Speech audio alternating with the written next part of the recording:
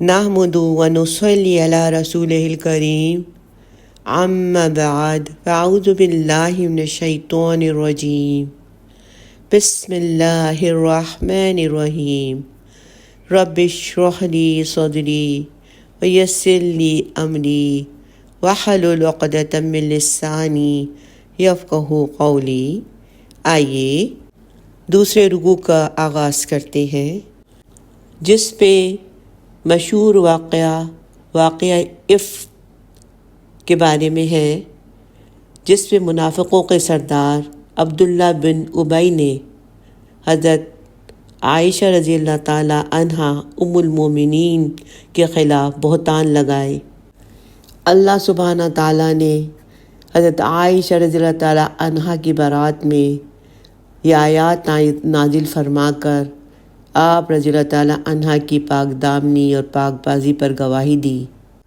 آیت نمبر 11، ان الذین جاءوا بالافک عصبۃ منکم، جو لوگ یہ بہتان گھڑ لائے ہیں یہ تم ہی میں سے ایک گروہ ہے۔ لا تحسبوہ شرا لکم بل ہوا خیر لکم، اسے تم اپنے لیے برا نہ سمجھو بلکہ یہ تمہارے لیے خیر ہی ہے۔ یہ واقعہ گویا اللہ تعالیٰ کے بہت سے احکام اور قوانین کے نزول کا ذریعہ بن گیا۔ اسی کی وجہ سے امت کو شریعت کے اہم امور کی تعلیم دی جائے گی۔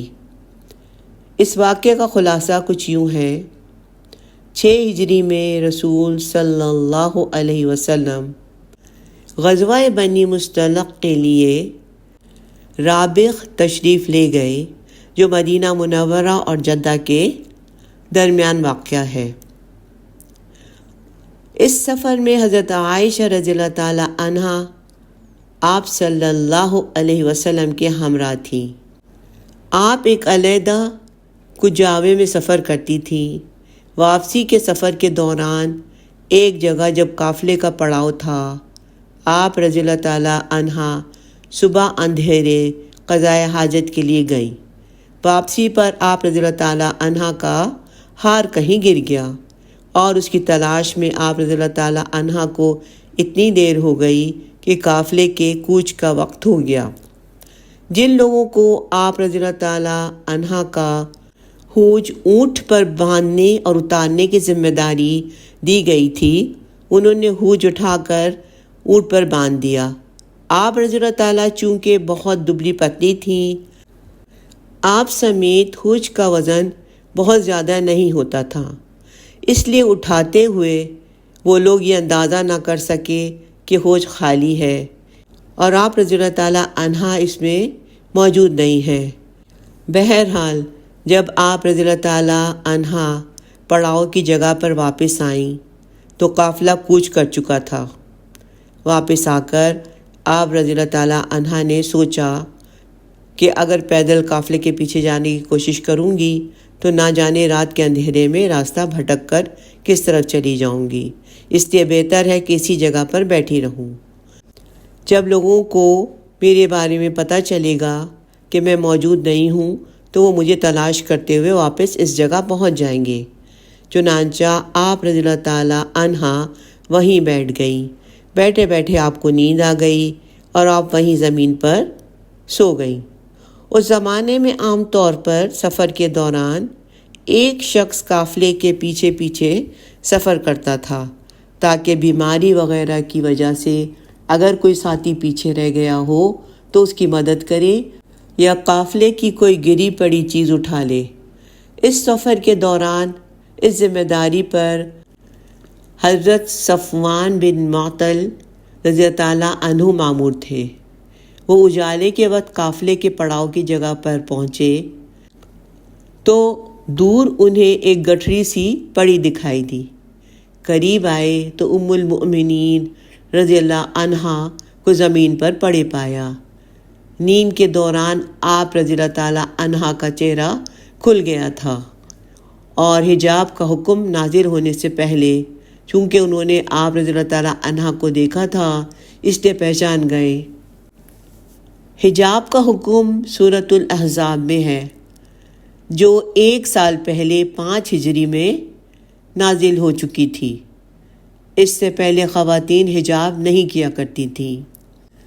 حضرت صفوان رضی اللہ تعالیٰ عنہ نے آپ رضی اللہ تعالیٰ عنہ کو دیکھ کر اونچی آواز میں ان للہ و انا الیہ راجعون پڑھا۔ یہ سن کر آپ رضی اللہ تعالیٰ عنہ کی آنکھ کھل گئی۔ انہوں نے آپ کے سامنے اپنا اونٹ بٹھا دیا۔ آپ رضی اللہ تعالیٰ عنہ خاموشی سے سوار ہو گئی اور وہ نکیل پکڑے آگے آگے چلتے رہے۔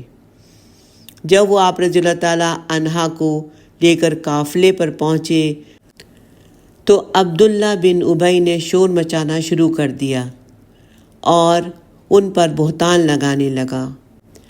اس نے کہا کہ خدا کی قسم تمہاری نبی کی بیوی بچ کر نہیں آئی، معاذ اللہ۔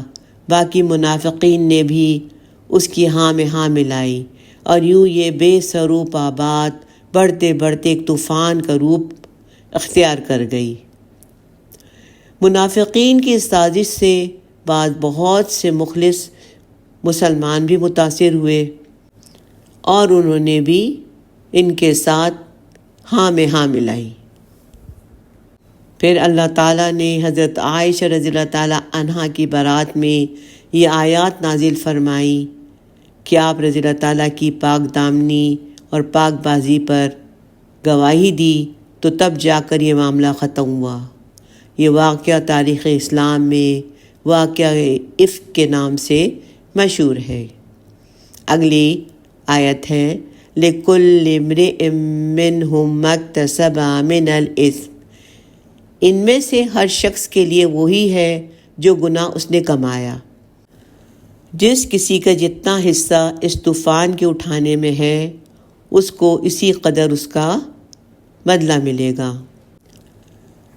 وَالَّذِي تَوَلَّى كِبْرَهُ مِنْهُمْ لَهُ عَذَابٌ عَظِيمٌ، اور ان میں سے جس نے اس کا بڑا بوجھ اپنے سر لیا ہے اس کے لیے تو بہت بڑا عذاب ہے۔ اس سے مراد عبداللہ بن ابی ہے جو اس بہتان کے باندھنے میں اور اس کو پھیلانے میں پیش تھا۔ اللہ سبحانہ تعالیٰ نے نبی کریم اور حضرت ابو بکر صدیق رضی اللہ تعالیٰ عنہ اور دیگر صحابہ کرام کو تسلی دیتے ہوئے کہا کہ جن لوگوں نے اس بہتان میں منافقوں کے سردار کے ساتھ حصہ لیا ہے وہ مسلمانوں میں سے ہی ہیں، اور اس بہتان تراشی سے اگرچہ تمہیں شدید تکلیف پہنچی ہے لیکن انجام کے اعتبار سے اس سے تمہیں بھلائی ہی پہنچی ہے۔ وہ اس طرح کہ تم لوگوں نے جس صبر کے ساتھ اسے جھیلا اس پر تمہیں بہت بڑا اجر ملے گا۔ دوسرا بڑا فائدہ یہ ہے کہ حضرت عائشہ صدیقہ رضی اللہ تعالیٰ عنہا کی برات اللہ تعالیٰ نے 7 آسمان کے اوپر سے قرآن کریم میں نازل فرما دی اور رہتی دنیا تک کے لیے ان کی عفت اور پاک دامنی مسلمانوں کے دل اور دماغ پر ثبت ہو گئی، اور عام مسلمانوں کے لیے اس حکم نے اللہ تعالیٰ کی شریعت بن کر ہمیشہ کے لیے جگہ لے لی۔ جب اللہ سبحانہ تعالیٰ نے حضرت عائشہ رضی اللہ تعالیٰ عنہا کی پاک دامنی کی آیات نازل فرمائیں تو مدینے کے سوگوار ماحول میں خوشیوں کی لہر دوڑ گئی۔ سبحان اللہ۔ کیونکہ مدینہ شریف آنے کے بعد یہ خبر چاروں طرف پھیل گئی۔ رسول اللہ صلی اللہ علیہ وسلم، اہل بیت، صحابہ کرام سب کے گھروں میں شدید اضطراب اور پریشانی آ گئی تھی۔ خود رسول صلی اللہ علیہ وسلم، حضرت عائشہ رضی اللہ تعالیٰ عنہا اور حضرت ابو بکر صدیق رضی اللہ تعالیٰ عنہ بہت زیادہ ملول خاطر ہو گئے تھے، بہت پریشان تھے، اور حضرت عائشہ رضی اللہ تعالیٰ عنہا کا تو رو رو کے برا حال ہو گیا تھا، لیکن اپنی بے گناہی میں وہ کچھ ثابت نہیں کر پا رہی تھیں۔ جب یہ آیات نازل ہوئیں تو پورے مدینہ شریف میں خوشیوں کی لہر دوڑ گئی۔ سبحان اللہ۔ آیت نمبر 12۔ لولا اذ سمعتموہ ظن المؤمنون والمؤمنات بانفسہم خیرا، ایسا کیوں نہ ہوا کہ جب تم لوگوں نے یہ بات سنی تو مومن مرد اور مومن عورتیں اپنے بارے میں اچھا گمان کرتے۔ وَقَالُوا هَذَا إِفْكٌ مُبِينٌ، اور کہہ دیتے کہ یہ تو ایک کھلا بہتان ہے۔ اس آیت کریمہ میں مسلمانوں کی دینی اور اخلاقی تربیت کی گئی ہے اور انہیں احساس دلایا گیا ہے کہ تمام مسلمان آپس میں بھائی بھائی ہیں اور عورتیں ان کی بہنیں ہیں، اور اسلام ان سے تقاضا کرتا ہے کہ جس طرح ان میں سے ہر ایک اپنے آپ کو پاک دامن سمجھتا ہے تو دوسرے کے بارے میں بھی اس کا ایسا ہی گمان ہونا چاہیے۔ اگر کوئی بد نیت منافق ان میں سے کسی کے خلاف کوئی جھوٹ گھڑتا ہے تو اس کی تصدیق نہیں کرنی چاہیے، بلکہ اسی وقت اس کی تردید کرنی چاہیے، اس کی باتوں میں نہیں آنا چاہیے اور اس کی ہاں میں ہاں نہیں ملانی چاہیے، اور کہہ دینا چاہیے کہ یہ ایک مسلمان بھائی یا بہن کے خلاف بہتان تراشی ہے، اور بالخصوص جو بہتان تراشی نبی کریم صلی اللہ علیہ وسلم کی طاہرہ اور پاکیزی زوجہ سے متعلق ہو، اس کے لیے تو مسلمانوں کے دل و دماغ میں جگہ ہونی ہی نہیں چاہیے۔ یہ تو بہت بڑی بات تھی اور ایسا بہتان تھا جس سے نبی کریم صلی اللہ علیہ وسلم کو بھی بہت تکلیف ہوئی۔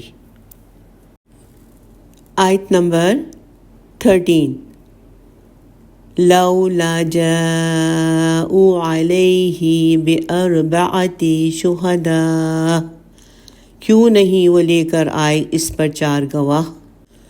اس طرح کے الزام کے ثبوت کے لیے 4 گواہ پیش کرنے کا حکم اس سے پہلے سورۃ النساء آیت نمبر 15 میں نازل ہو چکا تھا۔ سورہ نساء 4 ہجری میں نازل ہوئی تھی، چنانچہ ان لوگوں کے لیے لازمی تھا کہ 4 گواہ پیش کرتے ورنہ خاموش رہتے۔ آگے ہے فَإِذْ لَمْ يَأْتُوا بِشُهَدَاءِ فَأُولَٰئِكَ عِندَ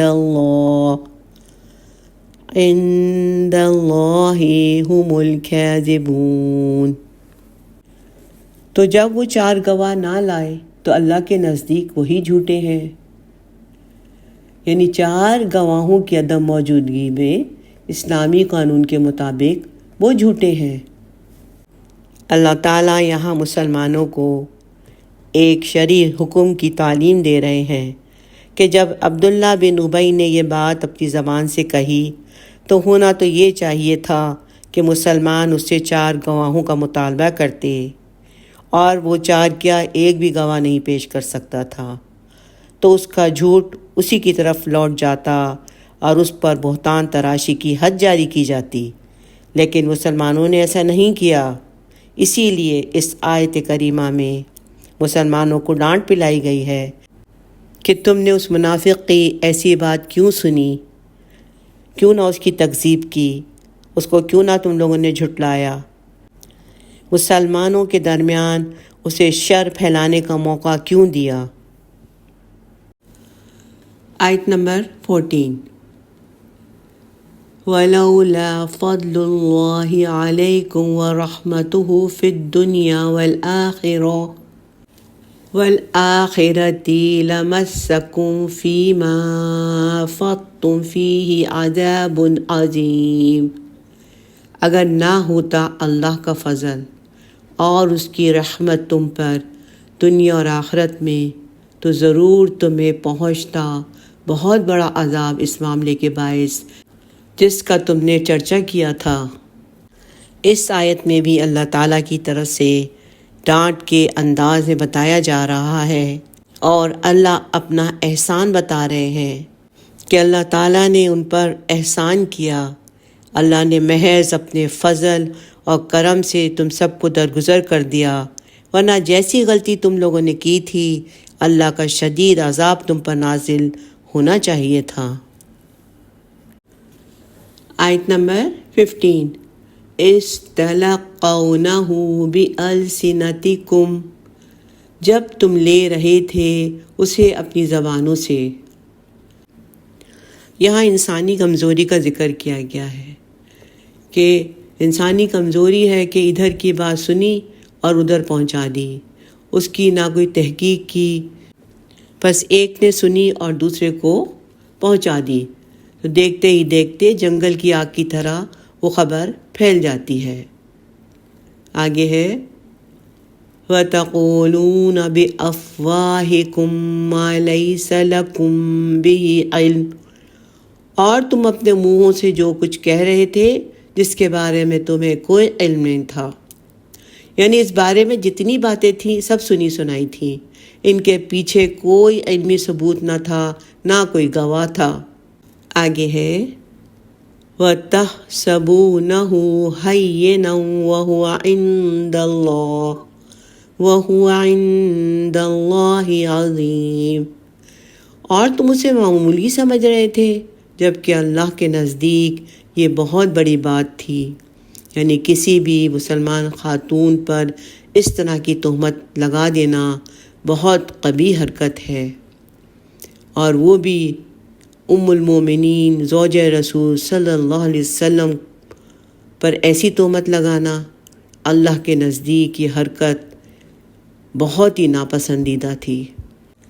اللہ سبحانہ تعالیٰ فرما رہے ہیں کہ تم اخلاقی طور پر اس معاملے میں کتنے پست ہو گئے تھے کہ اس خبر کو سن کر بغیر تحقیق کے دوسروں سے بیان کرتے رہے اور سمجھتے رہے کہ یہ کوئی بڑا گناہ نہیں ہے، اور یہ افواہ لوگوں میں پھیلانے سے تم پر کوئی ذمہ داری عائد نہیں تھی، حالانکہ یہ بات اللہ کی نگاہ میں بہت بڑی تھی۔ اس کا تعلق رسول اللہ صلی اللہ علیہ وسلم اور عائشہ رضی اللہ تعالیٰ عنہا، حضرت ابوبکر صدیق رضی اللہ تعالیٰ عنہ اور نبی کریم صلی اللہ علیہ وسلم کے گھرانے کی عزت اور ناموس سے تھا۔ آیت نمبر 16 وَلَوْلَا إِذْ سَمِعْتُمُوهُ قُلْتُمْ مَا يَكُونُ لَنَا أَن نَّتَكَلَّمَ بِهَذَا، اور ایسا کیوں نہ ہوا کہ جب تم نے اسے سنا تو تم کہتے کہ ہمارے لیے جائز نہیں ہے کہ ہم ایسی بات زبان پر لائیں۔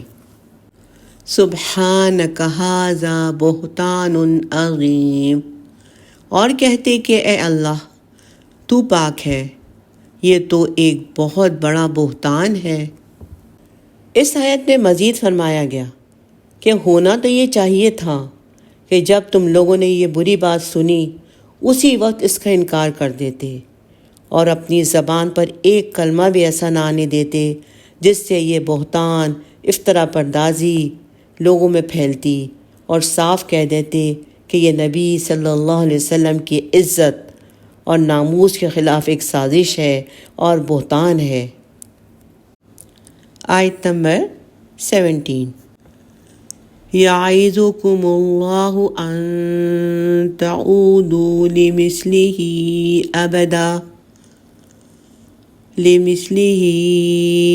ابدا ان کنتم مؤمنین، اللہ تمہیں نصیحت کرتا ہے کہ تم دوبارہ کبھی بھی ایسی کوئی حرکت مت کرنا اگر تم مؤمن ہو۔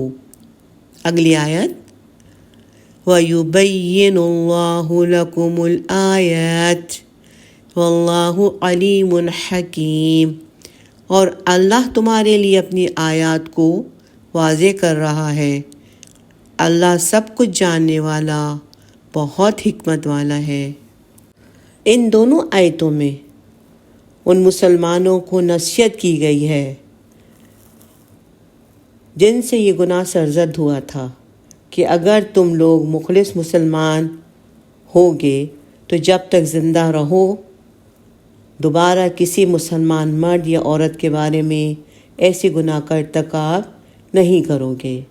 یہ صرف ان مسلمانوں کے لیے نصیحت نہیں ہے، بلکہ یہ تمام مسلمانوں کے لیے نصیحت ہے کہ کسی بے گناہ پر الزام لگانا بہت غلط بات ہے، اور جب تک تحقیق نہ ہو اس پر یقین نہیں کرنا چاہیے۔ ایسی باتوں کو آگے پھیلانے سے گریز کرنا چاہیے۔ اللہ سبحانہ تعالیٰ نے شرعی احکامات اور اسلامی آداب بیان کر دیے ہیں تاکہ تمام مسلمان، تمام لوگ نصیحت حاصل کریں اور اپنی انفرادی اور اجتماعی زندگی اسلامی اخلاق اور آداب کے مطابق گزاریں۔ آیت نمبر 19۔ ان الذين يحبون ان تشيع الفاحشة في الذين آمنوا لهم عذاب أليم في الدنيا والآخرة والله يعلم وأنتم لا تعلمون۔ بے شک جو لوگ چاہتے ہیں کہ اہل ایمان میں بے حیائی کا چرچا ہو، ان کے لیے دنیا اور آخرت میں دردناک عذاب ہے، اور اللہ خوب جانتا ہے۔ اس آیت میں بھی مسلمانوں کو ایک اخلاقی تعلیم دی گئی ہے کہ مسلم سوسائٹی میں اگر ایک شخص کوئی بری بات سنے تو اس کا فرض ہے کہ اسے لوگوں سے بیان نہ کرے، اس لیے کہ اس سے کمزور ایمان والوں اور منافقوں کو مسلم سوسائٹی میں برائی پھیلانے کا موقع ملتا ہے۔ ایسے لوگ جو چاہتے ہیں کہ مسلمانوں کے درمیان اخلاق کی پستی اور برائی پھیلے، اس آیت کریمہ میں اللہ تعالیٰ نے دنیا اور آخرت میں شدید عذاب کی دھمکی دی ہے، اور مسلمانوں سے کہا ہے کہ بری باتیں پھیلانے کے لیے کیسے خطرناک اثرات مسلم سوسائٹی پر مرتب ہو سکتے ہیں، ان کا علم اللہ کو ہے، تم ان کا صحیح اندازہ نہیں کر سکتے، اس لیے اللہ کی جانب سے تمہیں جو اخلاقی تعلیمات دی جا رہی ہیں ان پر سختی کے ساتھ عمل کرو۔ آج کل مختلف حربوں سے بے حیائی معاشرے میں عام ہو رہی ہے، اور جو لوگ یہ پھیلا رہے ہیں تو اللہ کا یہ قانون کہ جو لوگ چاہتے ہیں کہ اہل ایمان میں بے حیائی کا چرچا ہو، ان کے لیے دنیا اور آخرت میں دردناک عذاب ہے، ان پر بھی لاگو ہوتا ہے۔ یاد رکھیے، اللہ سبحانہ تعالیٰ فحش کلامی سے، بے حیائی سے، جسموں کی نمائش سے اور ان کی تشہیر کرنے سے، ان سب چیزوں سے نفرت کرتا ہے۔ رسول اللہ صلی اللہ علیہ وسلم نے فرمایا، اللہ بے حیائی پسند نہیں کرتا، بے حیا سے اور بے حیائی کی تلاش کرنے والے سے بغض رکھتا ہے، اور قیامت اس وقت تک قائم نہیں ہوگی جب تک ہر طرف فحش اور فحش گوئی عام نہ ہوگی، استغفر اللہ، اور اسی طرح باتوں میں بھی فحش باتیں یا فحش موضوعات پر باتیں، یہ بھی اللہ کو ناپسند ہے۔ رسول صلی اللہ علیہ وسلم نے فرمایا، بے شک بے حیائی اور فحش گوئی سے اسلام کا کوئی تعلق نہیں، اور اسلام کے اعتبار سے لوگوں میں سب سے اچھا شخص وہ ہے جس کا اخلاق سب سے عمدہ ہے۔ بعض لوگ بڑی خراب گالیاں دیتے ہیں، وہ بھی اس میں شامل ہے۔ انسان کو اپنی زبان پر کنٹرول رکھنا چاہیے، غصے میں بھی کبھی بھی بیہودہ بات نہیں کرنی چاہیے۔ آیت نمبر 20۔ وَلَوْلَا فَضْلُ اللَّهِ عَلَيْكُمْ وَرَحْمَتُهُ وَأَنَّ اللَّهَ رَءُوفٌ رَحِيمٌ۔ اور اگر اللہ کا فضل اور اس کی رحمت تم لوگوں پر نہ ہوتی، اور یہ کہ یقیناً اللہ بہت مہربان، نہایت رحم کرنے والا ہے۔ اس آیت میں اللہ تعالیٰ اپنے رحم اور کرم کا ذکر کرتے ہوئے مسلمانوں پر احسان جتا رہے ہیں کہ جو طوفان واقعہ افک کی صورت میں تم لوگوں نے اٹھایا تھا اس کے نتائج بہت دور تک جاتے، اللہ نے اپنے فضل و کرم سے تمہیں عذاب میں مبتلا نہیں کیا، ورنہ تمہارا گناہ تو بہت بڑا تھا۔ یہ اللہ کا کرم ہے، یہ اس کا فضل ہے۔ یہاں پر اللہ تعالیٰ مسلمانوں کو اپنے احسان کے بارے میں بتا رہے ہیں جو انہوں نے مسلمانوں پہ کیا۔ یہاں اس رکوع کا اختتام ہوا۔ الحمدللہ۔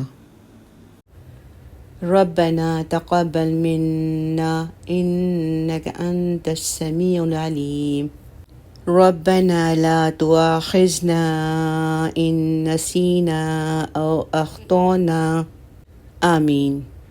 سبحانک اللہم وبحمدک نشہد ان لا الہ الا انت نستغفرک ونتوب الیک۔ السلام علیکم ورحمۃ اللہ وبرکاتہ۔